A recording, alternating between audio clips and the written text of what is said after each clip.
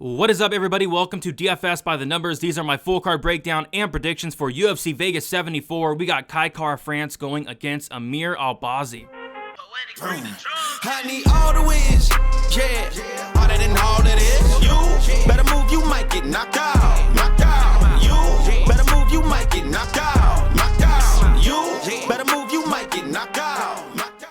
And we are back after a week off. It feels really good to get right back into it. We got a card here in UFC Vegas 74. This is a 13-fight card, a card where we've had a couple major changes, honestly, over the last couple days. Some short notice replacements stepping in, so we'll talk about all of that. But first and foremost, really excited to be back, really excited to kick off this. I think it's like a 13-event stretch this summer. The next off week's like late August, early September. So we have a lot of UFC coming up this summer, and it all starts here in UFC Vegas 74.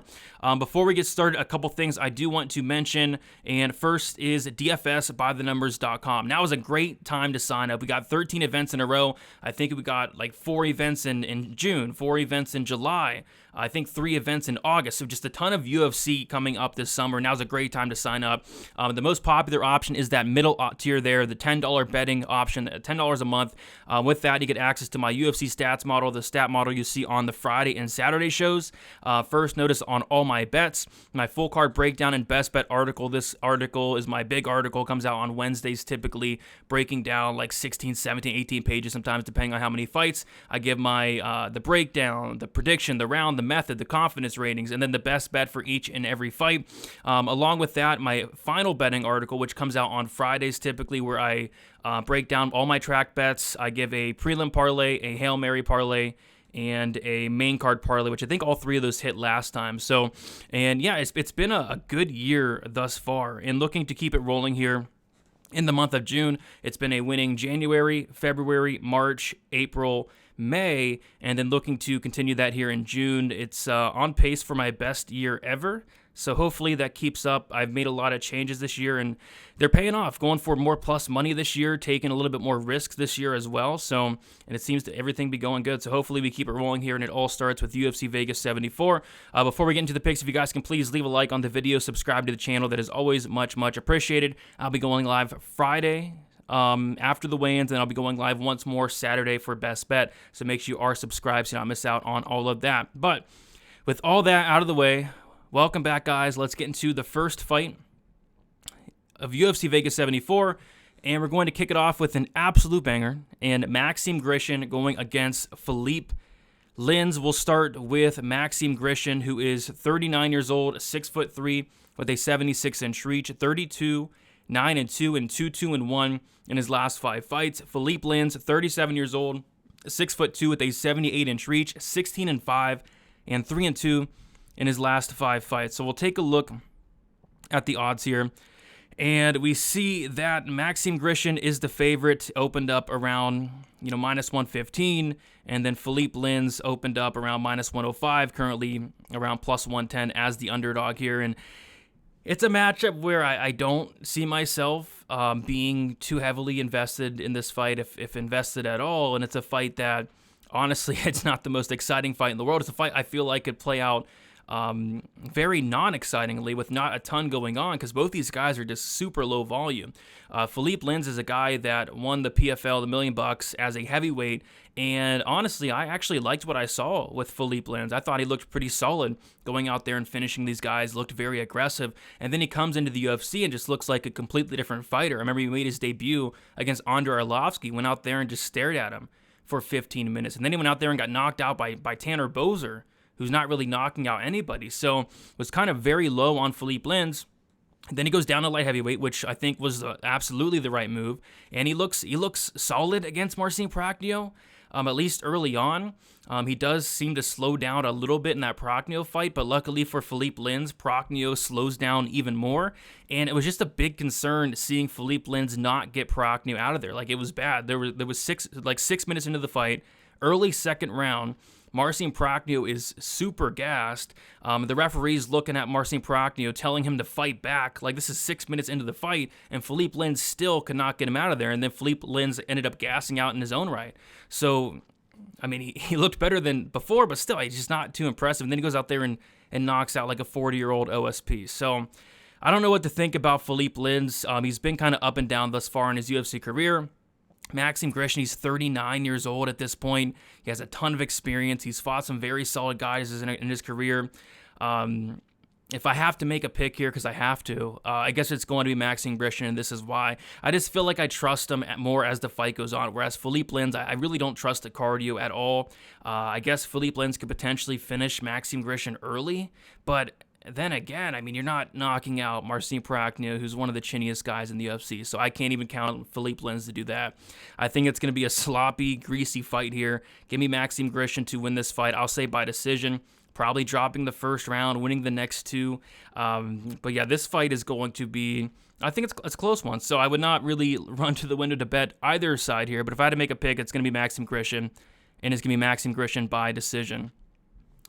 Moving on to a much more exciting fight. We have a bantamweight fight here. Luan Lacerda going against Damon Blackshear. We got Luan Lacerda, 30 years old, 5'7", with a 73-inch reach, 12-2, and 4-1 in his last 5 fights. Damon Blackshear, 28 years old, 5'10", with a 72-inch reach, 12-5-1, and 3-3-1 in his last 5 fights. So Luan Lacerda opened up plus 115 as a dog. He's currently the favorite at minus 150. And then we have Damon Blackshear, who opened up as a minus 135 favorite. And he's currently sitting at a plus 130 underdog. And there's a couple lines like that this week where these lines have actually completely flipped. So both these guys, I like, to be honest. Like Damon Blackshear, he made his debut on short notice against Yusuf Salah, was able to get a draw there. And then against Farid Basharat, I thought he lost the fight, but I thought he made a very good account of himself in that matchup. Had some success at some points in that matchup, but it seems to be the theme thus far in Blackshear's career, especially in the UFC, just he slows down as the fight goes on. Like, he doesn't offer much as that fight goes on. And what also I don't like about Blackshear is the takedown defense and the willingness to kind of work off his back and lose minutes off of his back, and I think that's going to be a detriment to him here against Luan Lacerda. Luan Lacerda is another guy in a loss where I think his stock definitely went up against Cody Stamann. Like, I remember watching tape on Luan Lacerda prior to that Stamann fight, and really saw no striking at all. I mean, this guy is a grappler. He's a BJJ black belt. He's looking to get the fight down to the mat really at all times. But in the Cody Stamann fight, for whatever reason, I don't even think Lacerda attempted a takedown until like the 3rd round, and he got it, and it looked good. But his striking looked a lot better than I expected. It looked very solid. He was able to compete on the feet with a guy in Cody Stamann who's a solid guy in the division. So that was good to see. So it's good to see that Lacerda does have solid striking, and I think he's absolutely going to have the striking advantage in this matchup. And I also think he's going to be the guy that dictates where this fight takes place. If Luan Lacerda wants to get the fight down to the mat, I think he'll be able to do so. And I don't really think Blackshear is going to like submit him off his back or nothing like that. So yeah, I like Luan Lacerda on the feet. I like him to mix in the takedowns and win minutes on top. I don't know if he's going to submit Blackshear though. Blackshear is like tough. Like, he's fought Pat Sabatini. He fought Farid Basharat, really good grappler. Uses a Laza solid grappler. 5 losses for Blackshear. Never been finished. Never been knocked out. Never been subbed. I believe he's a BJJ brown belt. So I don't know if Luan Lacerda finishes him, but I'm going to say Luan Lacerda does win these striking exchanges and wins enough minutes on top to win this decision. I think early on Blackshear might have some success, but I really don't trust that cardio of Damon Blackshear. So I'll take Luan Lacerda to win this fight. I'll take him to win this fight by decision. All right. Next, we have Elise Reed going against Jinh Frey. We got Elise Reed, 30 years old, 5'3", with a 63-inch reach, 6-3 and 2-3 in her last 5 fights. Jinh Frey, 38 years old, 5'3", with a 65-inch reach, 11-8 and 2-3 in her last 5 fights. We'll take a look at the odds here. Another line where the line just completely flipped here. We got Elise Reed opening up plus 125, currently minus 120, and then Jinh Frey opening up minus 145, currently plus 100. And I remember looking at this line a couple weeks ago. I always like to look ahead, see if any lines stick out initially, and this was actually one of the only lines that did stick out to me, and it was Elise Reed at plus 120. And I didn't get into it in time, and even if I did, I don't know if I'd want to bet this fight, but I thought Elise Reed at plus money was probably the way to go. After taping it, I still think Elise Reed does win this fight. It's just I think Jinh Frey does have a path to victory, and that kind of scares me away a little bit. The path to victory Jinh Frey is going to have is going to be the grappling. I still think Elise Reed has a huge hole in her game, and that hole is the takedown defense. That hole is the grappling. That hole is even the cardio. These are two fighters that I typically look to fade, which it kind of sucks they're putting them against each other because I typically look to go out of my way to fade both of these fighters. So yeah, I think Elise Reed's the better striker. I actually think Elise Reed's striking solid. She hits very hard for the division as well. But, like I said, I think she has a hole in her game in that takedown defense and get-up game, which I just don't think's non-existent, which I think is non-existent. Getting submitted by Loma Lookboonmee, not a good look. I think that was Loma's first sub ever. Definitely shocked me. Getting dominated and TKO'd by Sam Hughes, not a good look. And then, of course, she got dominated and finished on the mat by CR Eubanks. So, yeah, I think if there's somebody that's going to take down Elise Reed, they'll probably have success doing so. But is that Jinh Frey is the question. You go through Jinh Frey's career. She is a brown belt in BJJ for what it's worth. I think she has like a couple submissions on her record. There was that fight with Gloria DePaula where Jinh Frey went out there and did take down DePaula. It was once in the first round and then once in the third round. And once she did get on top of DePaula, she didn't get up. So yeah, I think Frey does have a path here. It's hard to, for one, trust her to go out there and use that game plan. And two, I mean, she just got knocked out. She's 38 years old at strawweight, and I'm probably the biggest Jinh Frey hater out there. So I'm going to say Elise Reed does win this fight, but, being super confident in Elise Reed is not something that's going to be coming from me this week. But, yeah, this line's just getting smashed in favor of Elise Reed. I'll say Elise Reed actually gets a knockout here. I'll say she knocks out Jinh Frey in the first or second round. I think Elise Reed hits very hard. Jinh Frey's been finished several times. Give me Elise Reed to knock out Jinh Frey in this matchup. I'll say first round knockout for Elise Reed, but my goodness, it's hard to be confident in one Elise Reed, but I'll pick her to win. All right, moving on.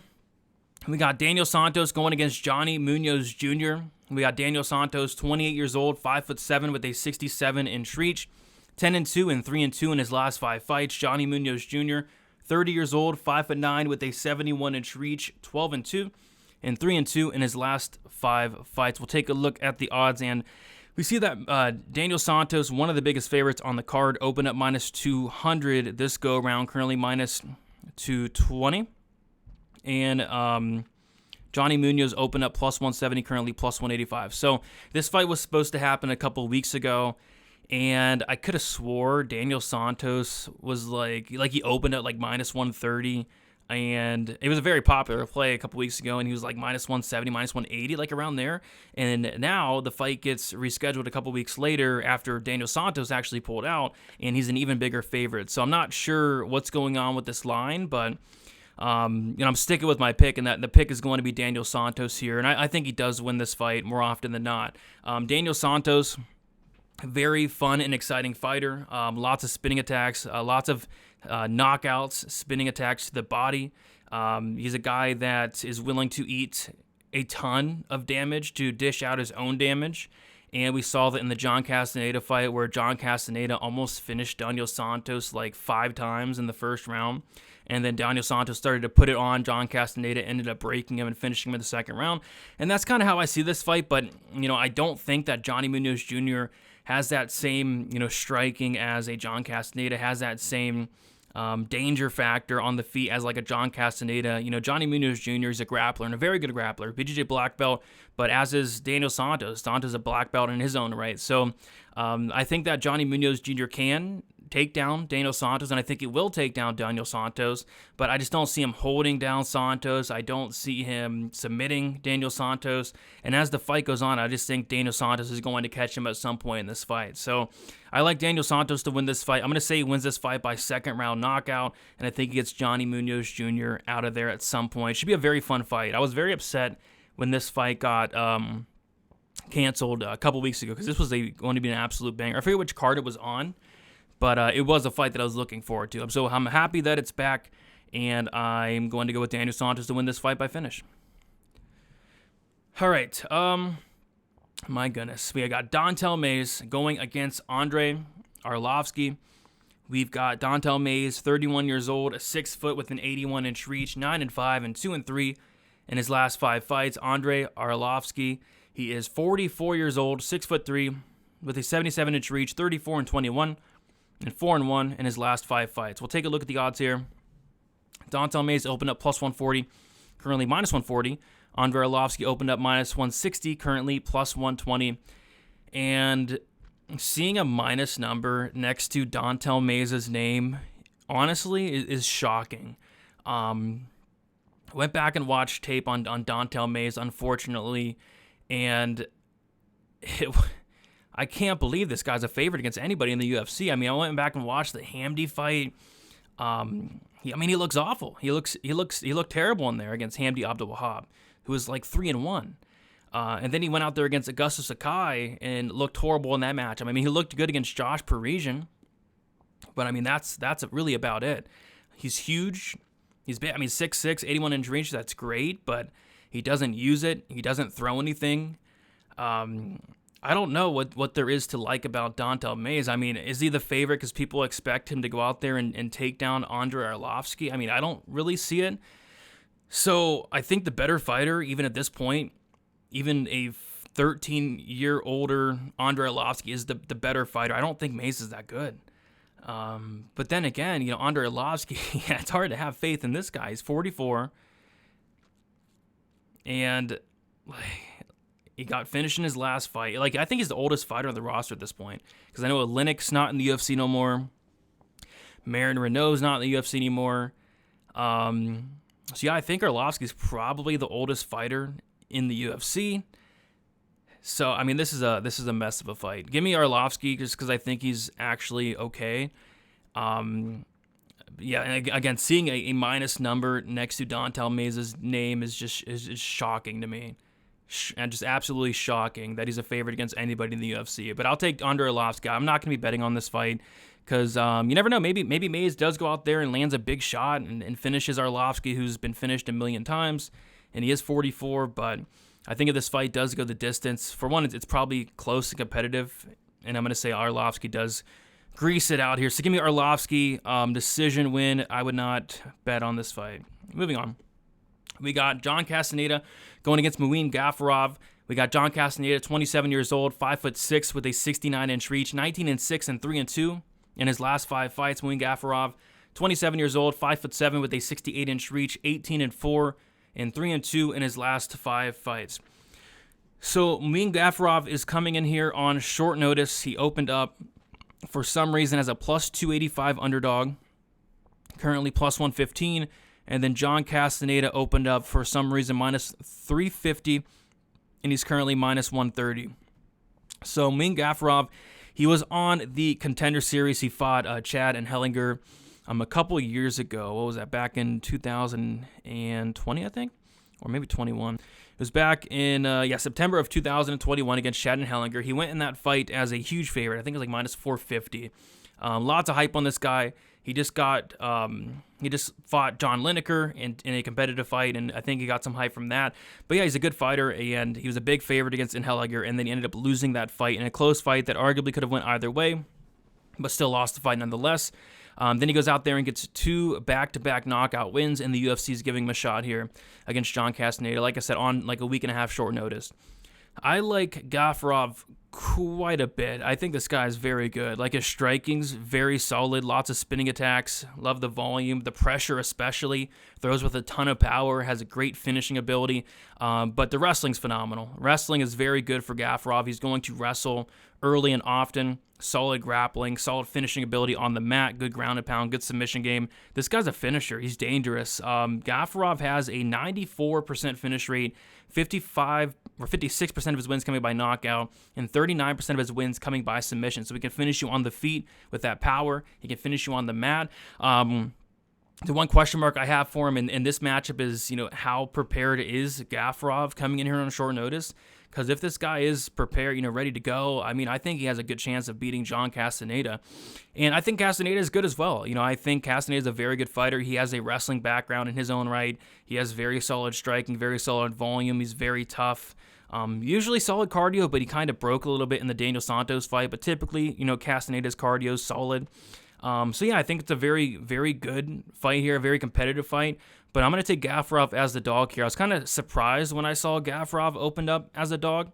I think people might be a little bit low on him for the Chad and Helliger fight. But no, I think he's good. I think his striking is good. I think his wrestling is good. And as long as he comes in here and he has enough gas to get this fight extended or even go the full distance, I think he can win this fight. But yeah, the short notice aspect of things is like the one thing that I question this matchup for Gafurov. But I'll pick him to win. I'll say he wins this fight by like a second round knockout, potentially submission. I mean, I think he finishes this fight at some point, and I think he gets John Castaneda out of there. Really looking forward to seeing the debut of Gafurov, and I think it's honestly well-deserved that he's making his debut here. All right, moving on, we got Abubakar Nurmagomedov going against Elizeu Zaleski dos Santos. We got Nurmagomedov, 33 years old, 5'11", with a 73-inch reach, 17-3-1, and 3-1-1 in his last 5 fights. Zaleski dos Santos, 36 years old, 5'11", with a 73-inch reach, 23-7, and 3-2 in his last 5 fights. So we'll take a look at the odds here. We have a pick'em where, let's see, Dos Santos opened up as a -140 favorite, currently -110, and then Nurmagomedov opened up as a +120 dog, currently -110. So pick him here, and I imagine that Nurmagomedov's probably going to go to a slight favorite shortly here. But yeah, we have not seen Elizeu Zaleski dos Santos in, it seems like a long time ago. So we've not seen him in 1 year and like a year and a half, 6 months ago, 1 year, 6 months ago against Benoit Saint Denis. I'm not sure what's been going on with Dos Santos. Like, this is a very long layoff for somebody who's like 36 and a half years old at this point. So I don't love that, but I've always been a pretty big fan of Elizeu Zaleski dos Santos. This is a guy that, a very, very good grappler, BJJ black belt, but on the feet, his striking is very good. Lots of power as well. The cardio is typically solid, but I mean, he's 36 years old at this point, and that's something to absolutely mention. And the layoff is something that scares me as well.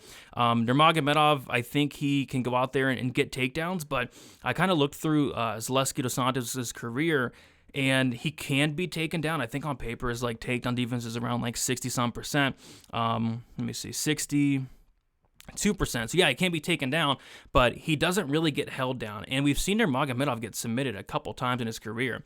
3 losses for Nurmagomedov, all three of them coming inside the distance. So I think Dos Santos is going to have opportunities to finish this fight, whether it's on the feet, landing a big shot, or whether it's on the mat, getting a submission. I think Dos Santos is going to be dangerous wherever the fight goes, whereas Nurmagomedov, I don't see him finishing Dos Santos here at all. So I think the more dangerous guy in this matchup is absolutely Elizeu Zaleski dos Santos, but I think Nurmagomedov, like if he wins this fight, it's going to be takedowns, control, maybe a little bit of striking, but mostly, taking down Dos Santos, controlling him a little bit, and grinding out a decision. But I'm going to pick Dos Santos here. Hard to feel amazing about it because of the layoff, because of the age at this point, and I'm not really sure why he's taken this much time off.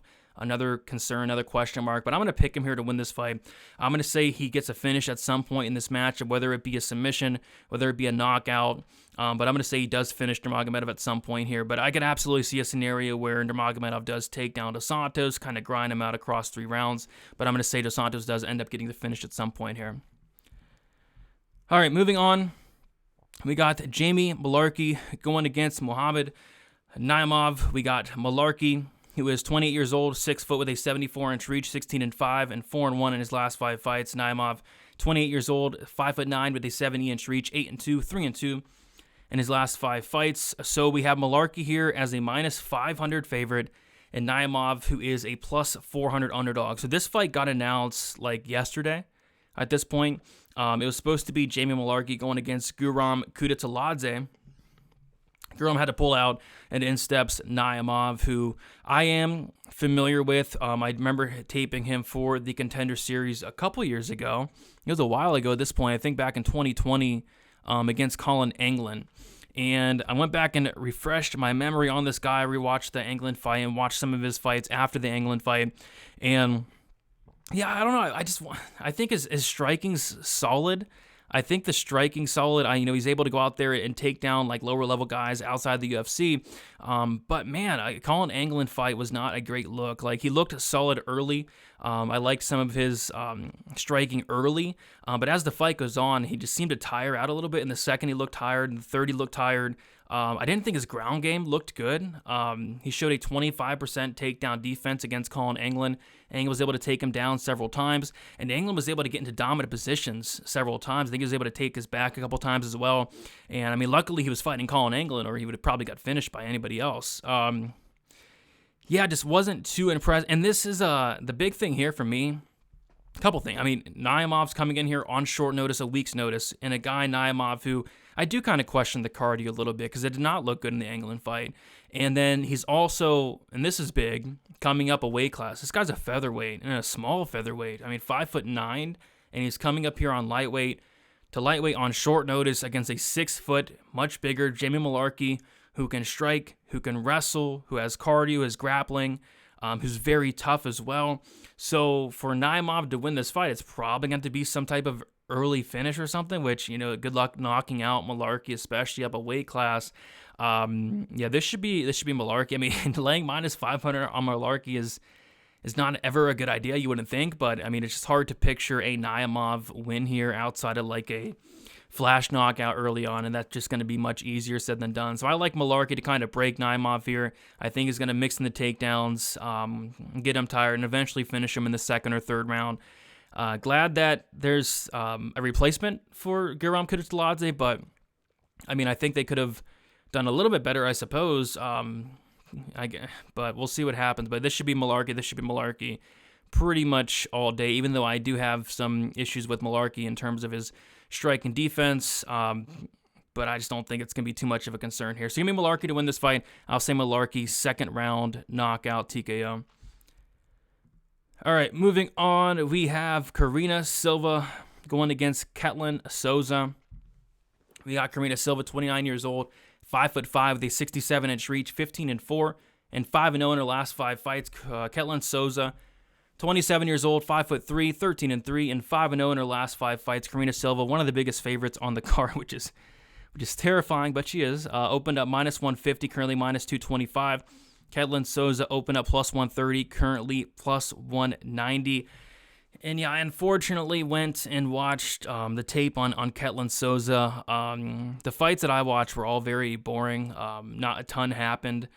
And I went and watched as much as I could. I think I saw like 6-7 fights, and I went in chronological order from a couple years ago, and then I worked my way up. And what you could see with Ketlen Souza is that she is getting better. Like, you go back and watch some of her fights from years ago. I mean, she looks pretty terrible, but now she looks a little bit less terrible at this point.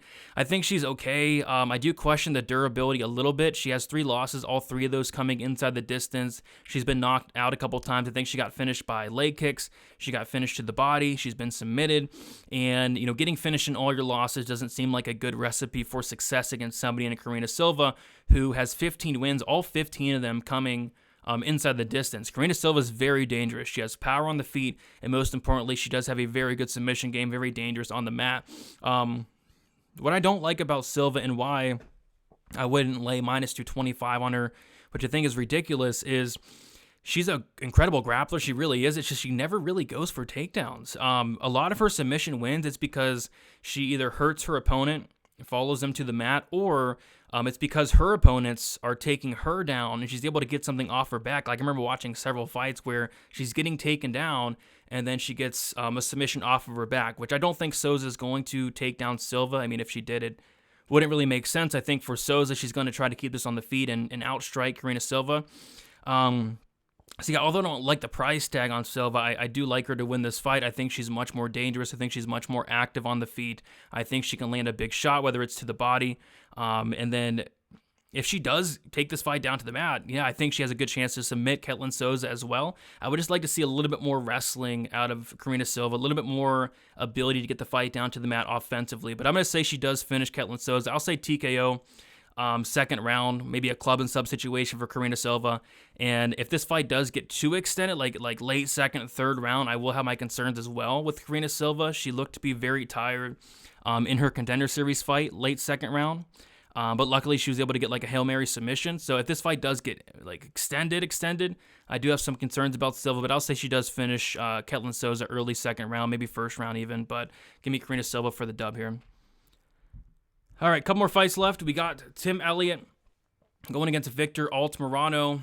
we got Tim Elliott, 36 years old, 5'7" with a 67-inch reach, 18-12-1 and 3-2 in his last 5 fights. Victor Altamirano, 32 years old, 5'8" with a 70.5-inch reach, 12-2 and 4-1 in his last 5 fights. So we have Tim Elliott, open at -150, currently -165. And then Victor Altamirano opened up +130, currently +145. So, there's a lot of narrative in this fight here. A lot of narrative in this fight. And the big narrative is, Tim Elliott, the whole Gina Mazzani situation. I'm sure we all know about it. And, how is that going to affect Tim Elliott here? He's out on social media talking about how he's going to, show something new, show something crazy in this fight. He's talking about going out there and knocking out Victor Altamirano, and that's just not Elliott's game. Elliott, his game is, going out there, grappling, mixing in takedowns, and a lot of them. So that concerns me. His mindset for this fight concerns me. How's his training camp been? How serious is he taking this training camp? I mean, these are all questions that need to be asked here. Because I remember the Brandon Royval fight where Royval made his debut, and Elliott looked good early on, mixing in takedowns, all that, but he couldn't keep up the pace of Brandon Royval, and Elliott just gassed out. And then after the fight, he was talking about how he wasn't taking that training camp serious, how he wasn't training as much and stuff. And, could that be the case here against Victor Altamirano, who's, much more dangerous or much less dangerous than a Brandon Royval, but still Altamirano is able to, put up a very good pace and keep up that pace like a Brandon Royval, right? So that's my concern. But, it's a bunch of narrative. So, like, if Tim Elliott comes in here 100%, focused, ready to go, although he is 36 years old, I think it's a super, winnable matchup for him. Victor Altamirano, I don't think he has great takedown defense. Like, on paper, it's something crazy. Like, on paper, Altamirano has, like, an 88% takedown defense, something like that. Let me see. He has a 74% takedown defense. But, I mean, against Carlos Candelario on the Contender Series, I mean, Candelario was just getting him down easily. Like, no resistance at all. And if Candelario is taking you down, like, no resistance at all, Elliott should have no problem taking you down. So, as long as Elliott's cardio does hold up for the full 15, I think he absolutely wins this fight. It's just the narrative things are kind of scaring me away from laying any type of chalk on Tim Elliott at this point. But I'll say he does go out there, mixing the takedowns, and wins enough minutes on the mat to win this fight by decision here. But he's promising a finish, so we'll see. But I doubt he finishes Victor Altamirano. But Elliott by decision for me. All right, moving on. We got Jared Gordon going against Jim Miller. We got Jared Gordon, 34 years old, 5'10", with a 73.5-inch reach, 19-6 and 2-2-1 no contest in his last 5 fights. Jim Miller, 39 years old, 5'8", with a 71-inch reach, 35-17 and 3-2 in his last 5 fights. We'll take a look at the odds here. And Jared Gordon is the favorite. He opened up minus 275, currently minus 165. And then Jim Miller opened up plus 235, currently plus 145. So the big elephant in the room is Jared Gordon just got headbutted and then knocked out badly, like brutally, on the mat against Bobby Green just about a month and a half ago, maybe a little bit less than that. And I had the Bobby Green knockout ticket at like plus 385. I remember Joe Martinez coming in the cage and being like, "And your winner," about to say Bobby Green, and then like a second later, he stops and we're like, "Yeah, we're going to discuss it a little bit more." So they ended up going with the no contest, which was the right decision. But my goodness, I would have loved that Bobby Green ticket. And maybe I cash a knockout ticket here at Jim Miller. Like, Jared Gordon is a guy that I've always been concerned about the durability. This guy has 6 losses, 5 of which come inside the distance. And then, like I said, he just got finished by Bobby Green. No contest or not, he got brutally knocked out, and he's coming back way too soon. So he's a guy that I already questioned the durability. He's coming off of a brutal knockout loss. That scares me quite a bit against Jim Miller, who, yeah, he's 39, but he hits very hard. He's very dangerous wherever the fight goes. So I see why Jared Gordon's the favorite. He's a very good fighter. He's younger. On the feet, he's going to be the better striker. He's going to have better volume. He's going to be the one that probably dictates where this fight takes place. If Jared Gordon wants to go out there, take down Jim Miller, control him on top like Joe Zaleski did like Vince Pichel did, yeah, Jared Gordon can do that. He can do all that. He can outstrike Miller. He can take him down, control him. He can do all that. He can win minutes wherever he wants. It's just the durability of Jared Gordon was what would really scare me away from laying minus 165 on the guy. Because, Jim Miller, he's 39, but honestly, like, this is the best he's looked in a while. Like, there is a point with Jim Miller where he wasn't looking too great. And, like, this was years ago. And I was wondering, how much Jim Miller had left. And then all of a sudden, he went out there and he's going out there and starching guys in the first round. And then a couple years later, he's going out there and finishing fights in the second round. He finished Nicholas Mota in the second round, Eric Gonzalez in the second round, Donald Cerrone in the second round. At one point, Jim Miller was typically round 1 or bust. Now he's round 1 or 2 or bust, apparently, which is nice. He got the extra round in him nowadays. So he's been looking good. So I'm gonna pick Jim Miller to knock out Jared Gordon here, but you can absolutely make a case for Jared Gordon. I mean, this is a guy that should be the clear minute winner. He's the better fighter, but I don't know if that's going to matter if Jim Miller lands a big shot here and puts him out. So I'm going to take Jim Miller by knockout. I think Jared Gordon's coming back way too soon here. So give me Jim Miller by knockout. I'll say second round. All right, co-main event. Very good co-main event here. We got Alex Caceres going against Daniel Pineda. We got Caceres, 34 years old, 5'10", with a 73.5-inch reach, 20-13, and 4-1 in his last 5 fights. Daniel Pineda, 37 years old, 5'7", with a 70-inch reach, 28-14, and 2-1, and 2 no contests in his last 5 fights. So we got the odds here. Caceres opened up minus 175, currently minus 180. And Daniel Pineda opened up plus 150, currently plus 155. Fascinating fight. It really is. Daniel Pineda is a guy that what always sticks out to me right away with Daniel Pineda is that finish rate. 28 wins for Daniel Pineda, 100% finish rate, which, a 100% finish rate is always very impressive, but you never see somebody with this many wins with a 100% finish rate, ever. I mean, Daniel Pineda is absolutely a finisher, very dangerous wherever the fight goes. He's a black belt in BJJ, can get submissions, and then he has a ton of power on the feet as well. And he even has more finishes than his 28 wins indicate, because he's won a lot of fights that have been turned into no contest for popping for PEDs. And I don't know what it is with Daniel Pineda. Like, some fights, he shows up, and he looks like $1 million. He looks very good. Everything's clicking for the guy. His cardio looks solid. He shows a lot of power. He shows solid wrestling, solid grappling. He looks amazing. And then some fights, Daniel Pineda shows up and looks like complete crap. He looks like garbage.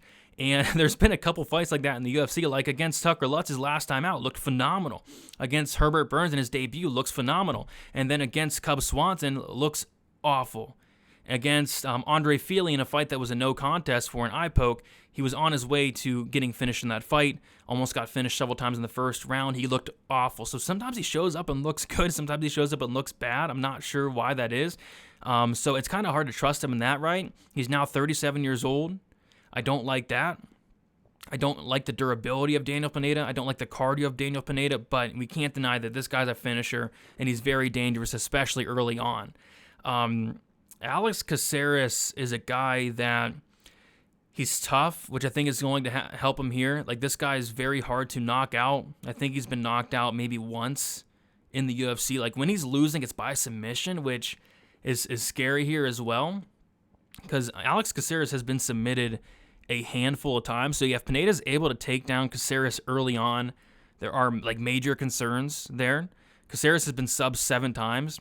So for Pineda, I feel like he's probably going to either A, march forward and try to take off Caceres' head, or B, try to take him down. And if he does take down Caceres early, there could be some serious problems. But I think I got to go Caceres here just because I trust his cardio more. Like, if this fight gets out of the first round, I trust Alex Caceres much more here.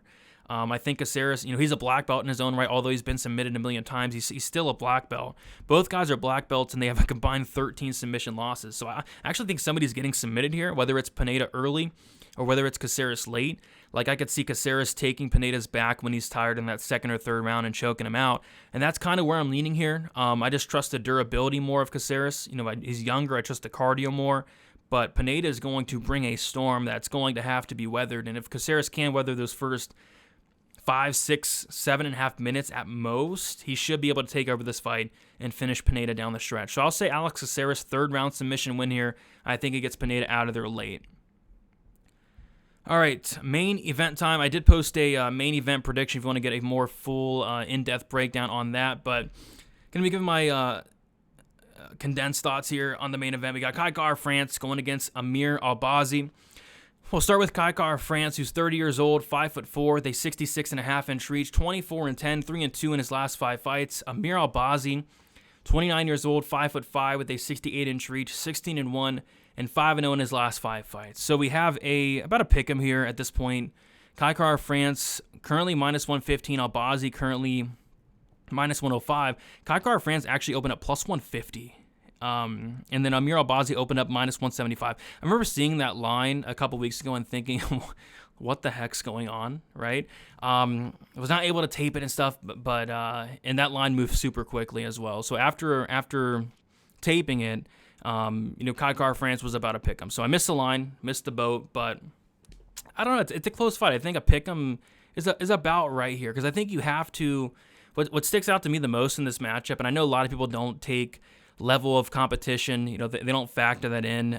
That's something that I really factor into my handicapping, the level of competition, and it's just night and day here. Kai Kara-France just fought for a title against Brandon Moreno. He beat Askar Askarov, phenomenal fighter, who a lot of people are very high on, whereas Albazi, he's fighting like very, very low level competition. I mean, he made his debut against Malcolm Gordon.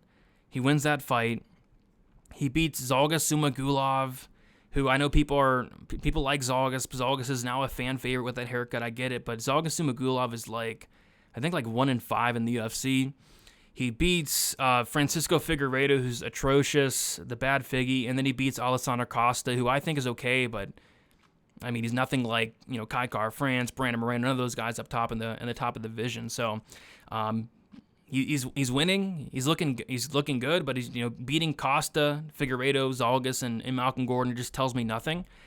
This is going if he beats Kai Kara-France, it's not only going to be his best win, but it's going to be his best win by a mile. And it's going to be much better than every single other win he's had in his entire career. So it's going to be a true test for Albazi here in this main event against Kai Kara-France. The reason I can't be too confident in Kai Kara-France is I question the durability a bit. 10 losses for Kai Kara-France, 6 of them coming inside the distance. 3 by submission, 3 by knockout. Whereas Albazi, he's never been finished yet. Of course, he's never fought the same competition as Kai, but he's never been finished nonetheless. So he's not really shown me a reason to say he's not durable. Whereas Kai Kara-France, he's getting hurt, he's getting rocked in a lot of fights, he's getting submitted in a lot of fights, and a lot of his submission losses were earlier in his career. He did get submitted by Royval, but he typically does have very good submission defense nowadays. He has very good takedown defense. On paper, his takedown defense is 87%. So I think he's going to be able to stuff the majority of the takedowns here. If he does get taken down, he gets his back taken, I think he'll be able to fight out of all those submission attempts. And then when it's on the feet, I think Albazi is a solid striker, but I do think Kai Kara-France is the better striker. And I think Kai Kara-France does have a ton of power as well. And I think I trust Kai Kara-France's cardio down the stretch just a little bit more than Albazi. So I'm going to go with Kai Kara-France here, but the durability is a worry for me. But I'm going to say Kai Kara-France does knock out Albazi in those later rounds, 3rd, 4th, and 5th. Give me Kai Kara-France as a 4th round knockout. I think he knocks out Albazi late, but I definitely think Albazi is going to have opportunities in this matchup, especially early on as well, especially if he gets this fight down to the mat. But I'll say Kai Kara-France finishes this fight later in the fight there. All right, we did it, guys. Went through all 13 fights. Feels good to be back. Thank you so much for watching. Please leave a like on your way out. Subscribe to the channel. Go subscribe to dfsbythenumbers.com. I'm going to be getting a lot of content out throughout the week. Just got the stats out. Going to start working on that full card best bet article as well. No bets as of now, kind of waiting for some more books to drop some props, but lots of props sticking out, maybe a couple money line bets as well. Not going to be like a crazy card we're going to be invested in. I'm going to save that for next week for 289, but like I said, there's always some spots sticking out, so we'll see if we can make some money, kick off the month of June right. Best of luck for UFC Vegas 74. We'll talk to you guys soon. See you later.